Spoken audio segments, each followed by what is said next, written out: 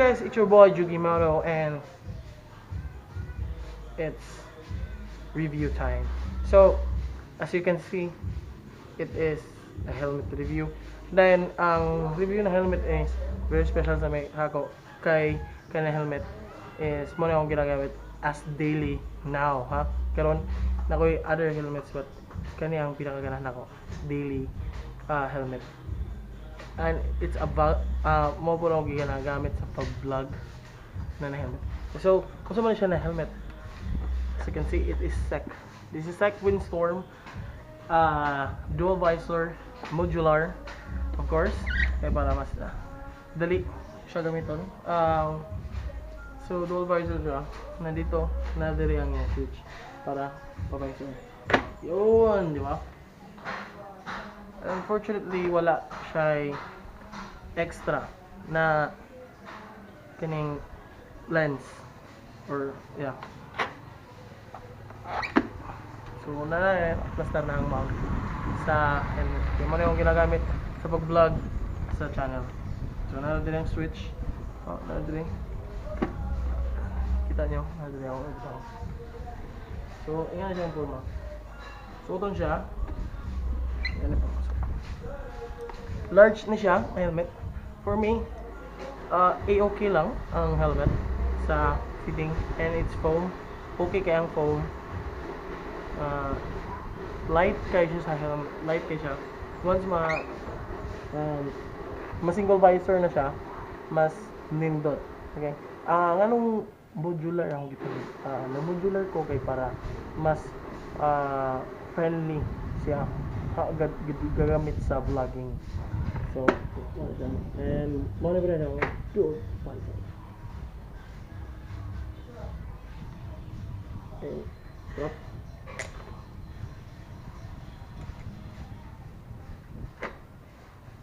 of course, kanang helmet is my own review. Personal review ni siya. Kaya mao na ako ginagamit ang helmet.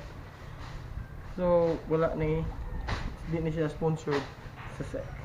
Of course, wala pa tayong mga sponsor karon. Mga ganun mo sponsor di ato yung review.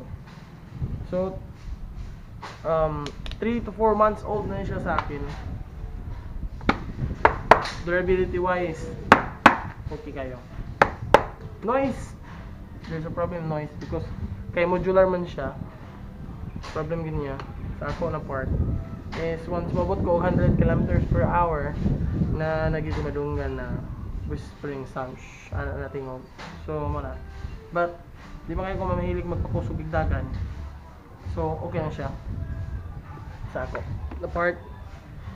And sa kahalagang 3,200 pesos SRP price, swak. And dangan pa siya variants, line siya na color. Makapalit ka og iridium lens sa Windstorm. Hopefully makapalit ko. Dangan pa siya variety of colors. Makapili mo na karon sa screen. Yup, yan. So mo na siya. So input lang ko diri o extension na para sa mount o na diri ang camera. So parang okay lang siya. When boring na akong kwan, disadvantage niya about 100 kilometers per hour, mo na mag-defer.